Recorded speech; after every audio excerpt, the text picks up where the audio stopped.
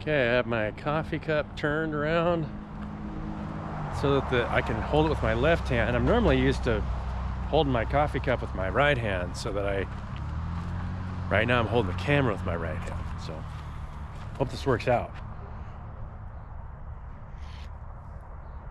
How you guys doing? Come take a walk with me. Come with me and you'll be in a world of pure imagination. Take a look and you'll see into your imagination. So I went to Sportsman's Warehouse yesterday, and this is something I kind of want to talk about. You know, it all comes back down to the truth will set you free. But what is that truth? If it's true, and if you can speak the truth, then it will set you free. What is that truth? So I went to Sportsman's, and now Sportsman's Warehouse has a security officer in the front. And I'm like, oh my gosh. Has it come to this? Can I not walk into a sports warehouse without I haven't gone to Dick's. We have a Dick's here. And I don't know if they have security officers yet, but so I just stopped and I talked to the guy. And I said, hey, how long have you, security officer, huh? And he said, yeah. I was like, how long have you been working here? And he said, well, it's my second week. And so, you know, he can't speak for Sportsman's Warehouse, but I'm assuming at the corporate level, they're just seeing more crime. I live pretty close to Portland, Oregon, and Portland, Oregon had a Walmart, I think, that closed because there were so many people taking stuff, just walking out of the store with stuff. They couldn't enforce it. You know, if half of the people that are walking to the store just walking out with items without paying for them, you can't hire enough staff to control that, and you can't call enough police. They can only get a percentage. So when areas devolve like that, and people are just taking from each other, or taking from local businesses, then, you know, that's all done out of fear of lack. Why would you do that? There's no reason to do that. You can have anything that I own, but you have to start using your discernment on who is like that. And in the reality is we don't own anything. Heaven and earth shall pass away, but I am that I am. So the part of me that can't be destroyed. So why would I worry about anything? Because everything else is temporary. This is why attachment, spiritually speaking, is so self-destructive. You create an emotional attachment to, you know, something that's temporary, whether it's what you look like, or, you know, that's some physical thing, whether it be money or cars or houses or whatever. All those attachments is what leads to suffering. And so, you know, the Buddhist teachings taught that because they had to. You know, I mean, they had centralized power in the area. There was always some noble or lord that was trying to control everything. And so you had to accept that you just weren't going to have anything and be happy about it. And then they found peace and serenity through meditation tactics, and you know, Taoism came from that. The emptiness, the void.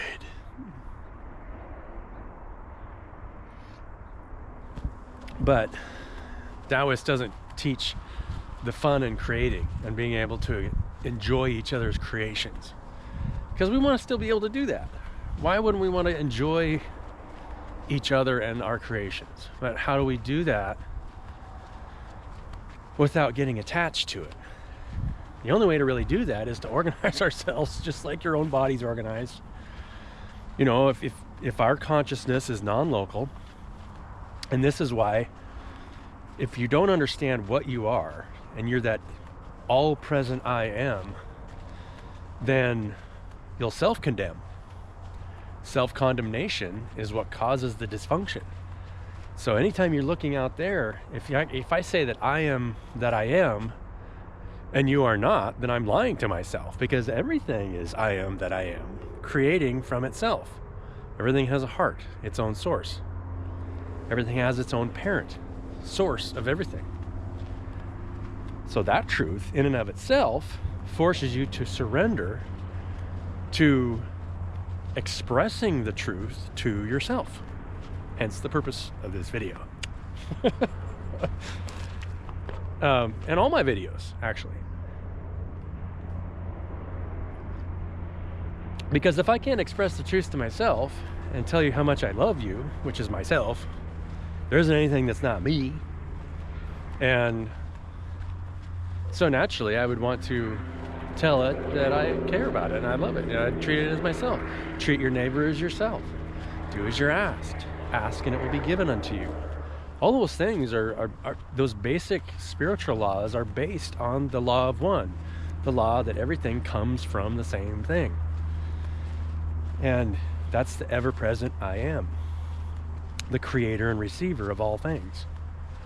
So it's not any individual thing. Brian, this thing that you're looking at will cease to exist at some point. And it will turn into something else. And constantly turn into something else over time forever. So what's the truth? If this is the truth, then what truth really sets you free? Any form of temporary attachment and self-condemnation to anything temporary. Because if you attach yourself to anything temporary, you self-condemn. And you'll condemn other people because they're doing that. So don't condemn anybody for self-condemning because they don't know what they're doing. We don't know ourselves. We're the non-physical, the non-local, I should say. Non-local intelligence that permeates everything. You can't die for that reason. Everything dies, but you can't die for that reason. If that makes sense.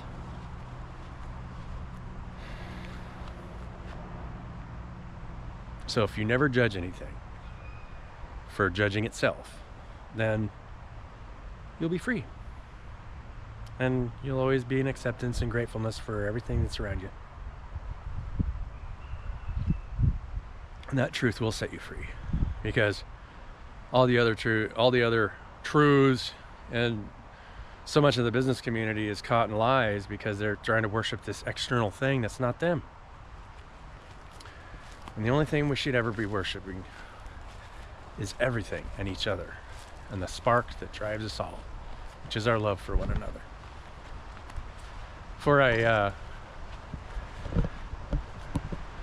And that goes to the point of the Sportsman's Warehouse story. If we're getting caught in fear of loss of something, then communities start to slowly devolve because the fear rate rises because people start losing their attachments. And they create security, create external things to try and make sure that we keep those things, but eventually that stuff falls apart because if we're not working as a community to build a community together and structuring it based on the fact that we're just non-local consciousness, then sharing everything that we create together, then and it's pointless to try and do it until people are ready, because if they don't understand themselves, they have an attachment, so they're going to be fighting anything that they get into. What doesn't matter what the structure looks like. You can't force someone to change from the outside. You just have to teach them that they're just fine the way they are. It doesn't matter what you've ever done in your past. It always came from a lack of self-knowledge. I'll let you guys go and just end with maybe a little short video of the river. Maybe I'll start with the video of the river and end with the video of the river. I love the river. It's a little bit high today, but it's lower than it was. I'll let you guys see.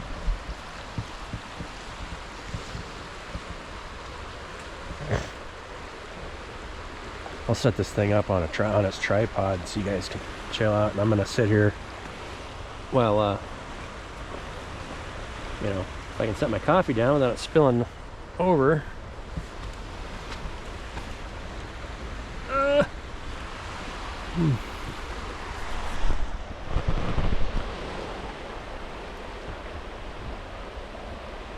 Is that a duck down there? Yeah, it is a duck. Oh yeah, he's taking off.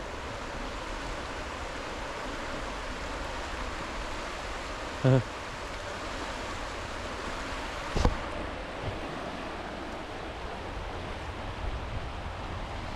see if I can get this thing to stay up.